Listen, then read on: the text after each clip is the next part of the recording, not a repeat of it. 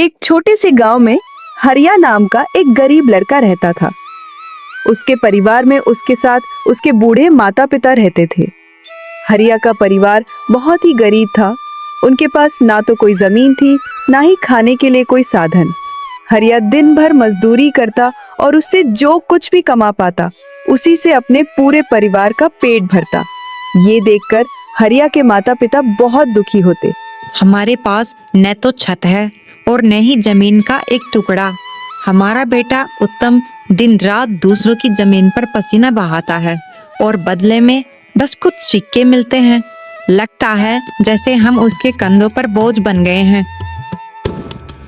अरे भाग्यवान, तुम फिक्र मत करो। हमारा बेटा उत्तम बहुत मेहनती है। उत्तम ने कभी किसी का बुरा नहीं किया। वह मन लगाकर मेहनत करता है। उसने अपने जीवन में बहुत कठिनाइयां देखी हैं, पर उत्तम ने कभी हार नहीं मानी। तुम देखना शांति, एक दिन हमारा बेटा भी बहुत धन कमाएगा और फिर सारी परेशानियां दूर हो जाएंगी। देखना। हाँ, उत्तम हमेशा सोचता था कि आज भले ही वो गरीब हो और परेशानियों से घिरा हो, पर उसे यकीन था अगर वो ऐसे ही मन लगाकर मेहनत करता रहेगा तो एक दिन उसका भाग्य भी बदलेगा और उसकी सारी परेशानियां खत्म हो जाएंगी। एक दिन उत्तम राम प्रसाद जमींदार के खेत में काम कर रहा था। राम प्रसाद खेत के पास एक पेड़ के नीचे बैठा था। उत्तम खेत में अपना काम कर रहा था, तभी उसने राम प्रसाद की ओर देखा कि राम प्रसाद आज बहुत ही चिंतित नजर आ रहा है। और राम प्रसाद को उदास देख उत्तम तुरंत उसके पास गया और बोला, क्या हुआ मालिक, आज आपके चेहरे पर वो चमक नहीं, दिल पर कोई बोझ तो नहीं?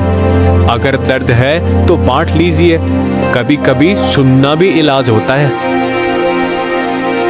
उत्तम की बात सुनकर राम प्रसाद बहुत प्रसन्न हुआ। अबे तू मेरी मदद करेगा?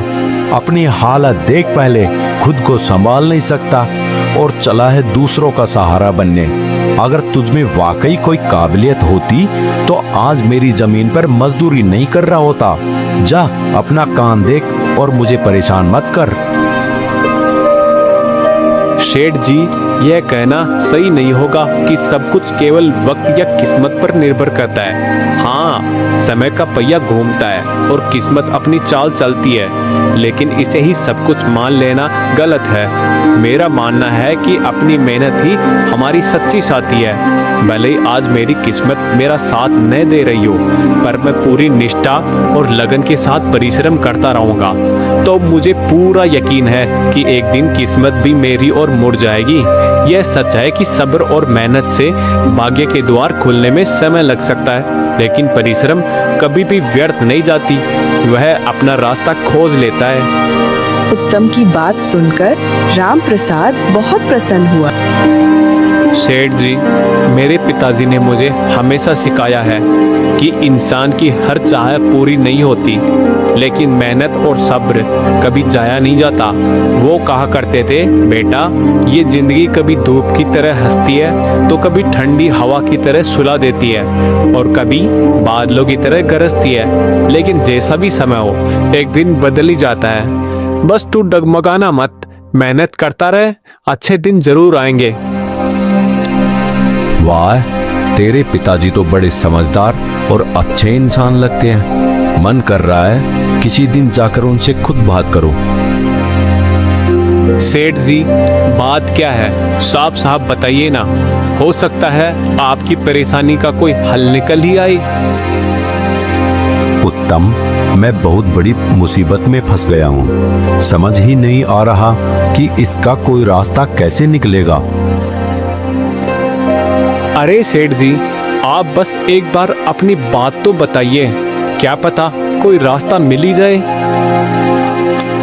उत्तम, मेरे बाबूजी के जमाने की जमीन थी जिसे हम दोनों भाइयों ने मिलकर संभालने का सपना देखा था, लेकिन गांव के दो चालाक भाई उसे हड़प के बैठ गए।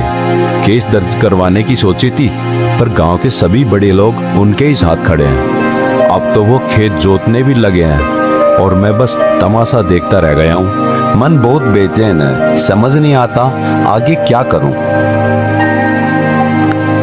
देखो सेठ जी, ये जमीन का मामला अब आसान नहीं रह गया। कानून का रास्ता भी अगर अपनाओगे तो ज्यादा फर्क नहीं पड़ेगा, क्योंकि जिनसे आप लड़ रहे हो उनके पीछे पूरे गांव के बड़े चेहरे खड़े हैं। ऐसा लगेगा जैसे अकेला आदमी तूफान से टकरा रहा हो। उत्तम, अब तू ही कुछ समझा। मैं तो रोज रोज सोच सोच के थक गया हूँ। जिस जमीन को मैंने बचपन से अपनी आंखों के आगे देखा, वो अब धीरे धीरे हाथ से निकल रही है। बेबसी ऐसी है कि कुछ कर भी नहीं पा रहा। उत्तम ने सिर झुकाया, थोड़ा सोचा और फिर ठहर कर बोला, सेठ जी, घबराइए मत। हर मुश्किल का कोई न कोई रास्ता जरूर निकलता है। अगर आप मेरा कहा माने तो मेरे दिमाग में एक तरीका है जिससे आपकी जमीन फिर से आपको मिल सकती है। अगर सच में कोई तरीका है तो फौरन बताओ उत्तम, क्या है वो रास्ता? उत्तम ने सेठ राम प्रसाद को अपनी तरकीब शुरू से आखिर तक अच्छी तरह समझा दी। राम प्रसाद ने जब सारी बात सुनी तो वो हैरानी में पड़ गया। उसे यकीन नहीं हो रहा था कि इतना सीधा रास्ता उसकी समझ से कैसे छूट गया। बाप रे उत्तम, तेरे दिमाग की तो दाद देनी पड़ेगी। जो तरीका तूने बताया है वो सच में कमाल का है। अब तो पूरा भरोसा है कि मेरी जमीन मुझे वापस मिल जाएगी। अरे सेठ जी, आप ही की बदौलत तो मेरे घर का चूल्हा जलता है, 2 वक्त की रोटी मिलती है। यही बहुत बड़ी बात है। आपकी मदद करना मेरे लिए काम नहीं, जिम्मेदारी है। उत्तम, तू नेक दिल वाला इंसान है और मुझे तुझ पर पूरा भरोसा है। कल से इस काम में जुट जा, सब तुझ पर छोड़ा। काम खत्म करके उत्तम जैसे ही निकला, अगली सुबह वो सीधे किशोर और राजू के पास पहुंचा। वो दोनों भाई जो अब राम प्रसाद की जमीन को अपना समझकर बैठे थे। राम राम सेठ जी, मैं इधर से निकल रहा था तो कुछ लोगों से सुना कि आपको मजदूर की जरूरत है। अगर कोई काम हो तो मुझे भी रख लीजिए, घर चलाना मुश्किल हो गया है। अबे सुन, तू कौन है बे? किसने कह दिया कि हमें मजदूर चाहिए? सीधी सी बात है, यहाँ काम का कुछ झंझट नहीं। जा भाई, जहाँ से आया है वही लौट जा। सेठ जी, मैं एक मजदूर हूँ, काम की तलाश में भटक रहा हूँ। अगर आपके पास कोई काम हो तो दे दीजिए, 2 वक्त की रोटी जुटानी है बस। काम वाम तो अभी कुछ है नहीं, तुझे खाली हाथ ही लौटना पड़ेगा। सेठ जी, लोगों से सुना था कि आपके पास खूब खेत खलियान है, गांव के बड़े मालिक हो आप, इसलिए सोचा कि यहाँ कोई ना कोई काम मिल ही जाएगा। इस आस में चला आया। देखो भाई, साफ कह रहे हैं, इस वक्त हमें कोई मजदूर नहीं चाहिए। हाँ, अब समझ आया कि राम प्रसाद सेठ क्यों ऐसा कहते थे आपके बारे में। राम प्रसाद ने क्या कहा हमारे बारे में? साफ साफ बताओ। रहने दीजिए सेठ जी, अब चलूं मैं, कहीं न कहीं तो कुछ मिल ही जाएगा। उत्तम मुड़ के जाने ही वाला था, तभी किशोर और राजू ने आवाज देकर उसे रोक लिया। अरे ओ भाई, इधर आओ, शायद तुम्हारे लिए हमारे पास एक काम है। उत्तम झट से उनके पास पहुंचा और बोला, धन्यवाद सेठ जी, बताइए क्या करना है? जो काम कहोगे कर लूंगा। घर पर बूढ़े माँ बाप हैं, रोटी का जुगाड़ करना ही पड़ेगा। अरे हाँ हाँ, काम बताएंगे, पर पहले बताओ वो राम प्रसाद हमारे नाम की क्या कहानी सुना रहा है? मैं पहले राम प्रसाद सेठ के यहाँ था, मेहनत तो पूरी करता था पर मजदूरी पूरी कभी नहीं मिली। कल मैंने पूछा तो बहस हो गई, अब वहाँ दोबारा जाने का मन नहीं। अच्छा फिर क्या हुआ? वो राम प्रसाद हमारे बारे में क्या बोल गया बना? उसने जब अपने आप को सबसे बड़ा बताया तो मुझे भी गुस्सा आ गया। मैंने बोल दिया, सबसे बढ़िया मजदूरी तो किशोर सेठ और राजू सेठ देते हैं, तभी तो हर दिन लोग उनके पास काम मांगने आते हैं। ठीक कहा भाई, हमारा नाम यूं ही नहीं है गांव में। जो हमारे लिए पसीना बहाए उसकी मेहनत कभी बेकार नहीं जाती। सुनकर अच्छा लगा सेठ जी। राम प्रसाद सेठ तो आप जैसा बन ही नहीं सकता, ना दिल से ना सोच से। किशोर और राजू उत्तम की मीठी मीठी बातों में आ गए और उसी वक्त उसे अपने यहाँ काम पे रख लिया। चलो अब काम की बात करते हैं। तुम एक अच्छा इंसान लगते हो। हमें अपने खेत पर काम करने के लिए तुम्हारे जैसे ही एक मजदूर की जरूरत है। कल से ही काम पर आ जाना।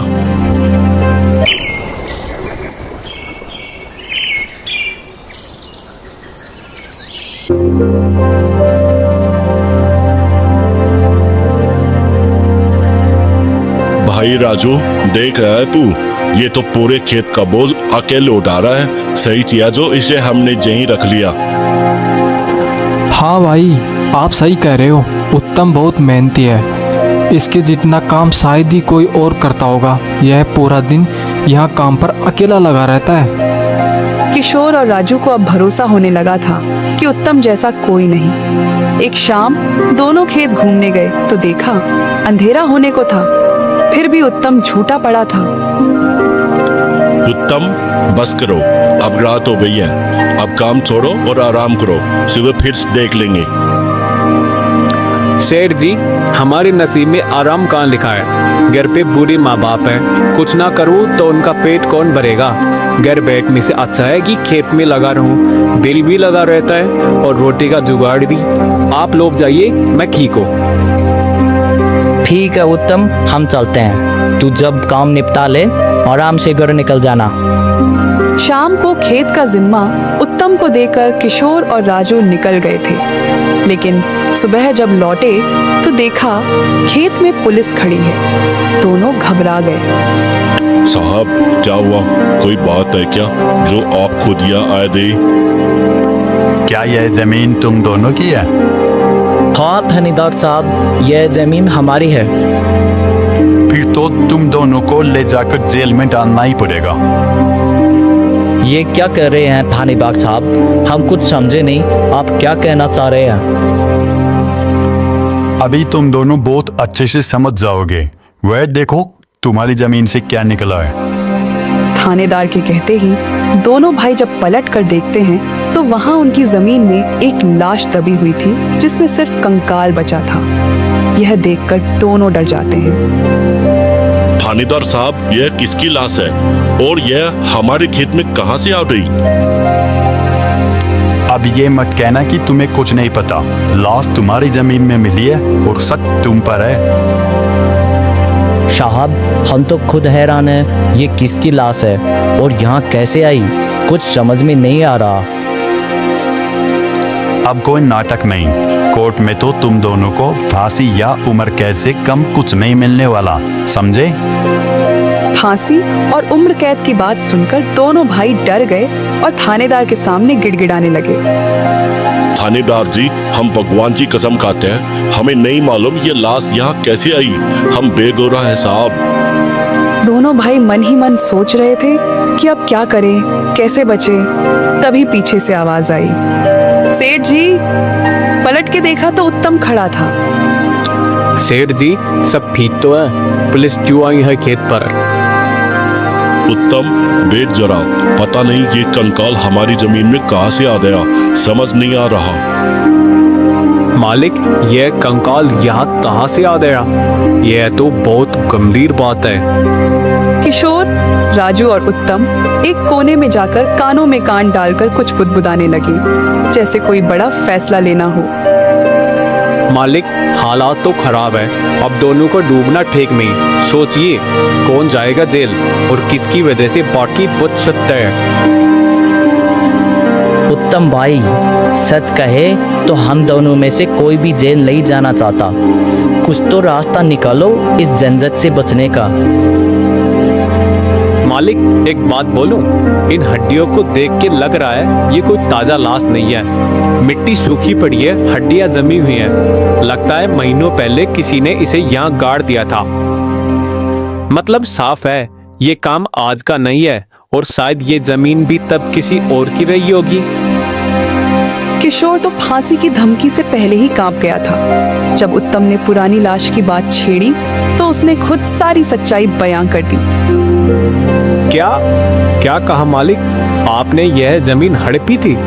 मुझे कुछ समझ नहीं आ रहा, जरा साफ साफ बताइए। किशोर ने आखिरकार जमीन से जुड़ी सारी सच्चाई उत्तम को बता दी।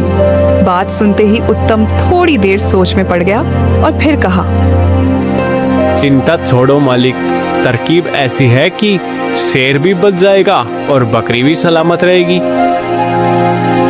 अब ज्यादा सोचने का टाइम नहीं है। बोलो ना उत्तम भाई, क्या रास्ता है इससे निकलने का? मालिक, आप थानेदार से बस इतना कहिए कि ये खेत राम प्रसाद का है। बोलिए हम तो बस काम करने आए थे कुछ महीने पहले, बाकी सब समझाना मेरा काम है। अरे उत्तम, अगर हमने ऐसा बोल दिया तो जमीन तो हमारे हाथ से निकल जाएगी, फिर क्या करेंगे? मालिक, बात सीधी है। थानेदार को राम प्रसाद का नाम दो, पुलिस उसी को पकड़ लेगी, और जब वो अंदर जाएगा तो जमीन भी खाली हो जाएगी और तुम भी बेफिक्र रहोगे। वाह रे उत्तम, आज समझ आया कि तू सिर्फ हाथ से ही नहीं दिमाग से भी काम करता है, वरना हम तो फंस ही जाते आज। इसके बाद उत्तम, किशोर और राजू सीधे थानेदार के पास पहुंचे। थोड़ी हिचकिचाहट के बाद किशोर ने वही बात दोहरानी शुरू की जो उत्तम ने सिखाई थी। राजू भी बीच बीच में सिर हिलाकर बात को सही ठहराता रहा। अच्छा, जब खुद फंस गए हो तो अब किसी और को फंसाकर अपनी जान बचाना चाहते हो? नहीं नहीं साहब, अगर आपको हमारी बात पर शक है तो आप उत्तम से पूछ लीजिए। ये कुछ दिन पहले ही हमारे यहाँ काम पर आया है। इससे पहले तो सीधा राम प्रसाद सेठ के यहाँ मजदूरी करता था। बोलो उत्तम, सच्ची बात बताओ, ये जमीन किसकी है? थानेदार साहब, ये खेत असल में सेठ राम प्रसाद का है। किशोर सेठ और राजू सेठ तो बस कुछ महीनों से इसमें खेती करवा रहे हैं। जमीन इनकी नहीं, बस काम करवा रहे हैं यहाँ। तुम कह रहे हो ये जमीन राम प्रसाद की है, लेकिन कागजों में तो अब तक तुम्हारा ही कब्जा दिखा है। हमारे थाने से खबर मिली थी कि इस जमीन पर केस भी चल रहा है। अब बताओ सच क्या है? अगर तुम्हारी बात सच्ची है तो राम प्रसाद को यहीं बुलाओ, हम उसी से पूछेंगे। उत्तम सीधे दौड़कर राम प्रसाद सेठ के घर गया। कुछ देर बाद वो लौटा, मगर राम प्रसाद अकेले नहीं था, उसके साथ गांव के सरपंच भी थे।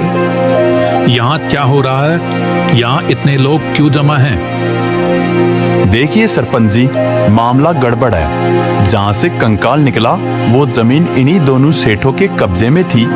अब जब बात बिगड़ी तो कह रहे हैं जमीन राम प्रसाद की है। थानेदार ने पूरा किस्सा सरपंच के सामने रख दिया। कंकाल से लेकर जमीन के झगड़े तक सब कुछ साफ साफ। ये सुनते ही किशोर सेठ के चेहरे से रंग उड़ गया। अब उसे समझ आ गया कि अगर सरपंच ने भी साथ छोड़ दिया तो बचने का कोई रास्ता नहीं बचेगा। वो धीरे से सरपंच के पास गया और बोला, नहीं सरपंच जी, सच में ये जमीन हमारी नहीं है। हमने बस कुछ दिन पहले इसमें काम करवाना शुरू किया था। आप चाहे तो हमारे मजदूर उत्तम से पूछ लीजिए, वो सच्चाई बता देगा। हाँ सरपंच जी, ये खेत राम प्रसाद सेठ का है। किशोर और राजू सेठ ने तो बस मजदूरी करवाई थी इसमें। साहब, हमसे गलती हो गई। राम प्रसाद सेठ के साथ धोखा किया। ये जमीन हड़पने की कोशिश थी। हम अब कुछ नहीं चाहते, ना जमीन ना झगड़ा। आप कहे तो हम केस भी वापस ले लेते हैं। थानेदार साहब, आप जाइए, बाकी का काम अब हम संभाल लेंगे। थानेदार ने सरपंच की बात मानी और चला गया। जैसे ही पुलिस वहां से गई, सरपंच ने रामप्रसाद की ओर मुड़कर कहा, देखो, जमीन का झगड़ा तो अलग बात है, पर ये बताओ इस कंकाल का राज क्या है? किसका खून है ये? देखिए सरपंच जी, ये कंकाल तो नकली था। मैंने और उत्तम ने बस एक तरकीब लगाई थी ताकि इनसे जमीन की सच्चाई उगलवाई जा सके। अब सब कुछ आपके सामने है। रामप्रसाद की बात सुनते ही किशोर और राजू की हालत पतली हो गई, जैसे किसी ने अचानक पांव के नीचे से चटाई खींच ली हो। जब उन्होंने देखा कि उत्तम भी रामप्रसाद के साथ मिला हुआ है, तो उन्हें समझते देर नहीं लगी कि ये सब मिलकर जाल बिछाया गया था। अब उनके पास ना कोई बहाना बचा था, ना कोई रास्ता, सिवाय इस बात को स्वीकार करने के कि उन्होंने ही गलती की है। सरपंच जी, हमसे बहुत बड़ी भूल हो गई। लालच ने आंखों पर पर्दा डाल दिया था। हमें माफ कर दीजिए। अब कभी ऐसी गलती नहीं होगी। और हाँ, ये जमीन हम सेठ रामप्रसाद को लौटा रहे हैं। किशोर और राजू दोनों सरपंच और सेठ रामप्रसाद के आगे गिड़गिड़ाने लगे। उनकी हालत देख के रामप्रसाद का दिल पसीज गया और बोला, चलो, छोड़ दिया। अब दोबारा ऐसी गलती मत करना। गांव का मामला है, अब बात यहीं खत्म मानो। राम प्रसाद सेठ जी, आप बड़े दिल वाले निकले। हमने गलती की थी मगर आपने माफ कर दिया। अब से जिंदगी भर याद रखेंगे और दोबारा ऐसी हरकत नहीं करेंगे। राजू, गलती हो गई तुमसे, पर चलो छोड़ दिया। बस आगे से इतना समझ लो कि रिश्तों से बढ़कर कुछ नहीं होता। जमीन आज है, कल नहीं रहेगी, पर अपने लोग अगर छूटे तो सब सूना हो जाएगा। रामप्रसाद सेठ ने जब उत्तम की सच्चाई और अक्लमंदी देखी तो उसका दिल भर आया। उसने तुरंत अपने खेत की एक पट्टी उसे दे दी और कहा, अब तू सिर्फ मजदूर नहीं, इस जमीन का मालिक भी है। दोस्तों, यदि आपको हमारी ये वीडियो अच्छी लगी है तो प्लीज एक लाइक,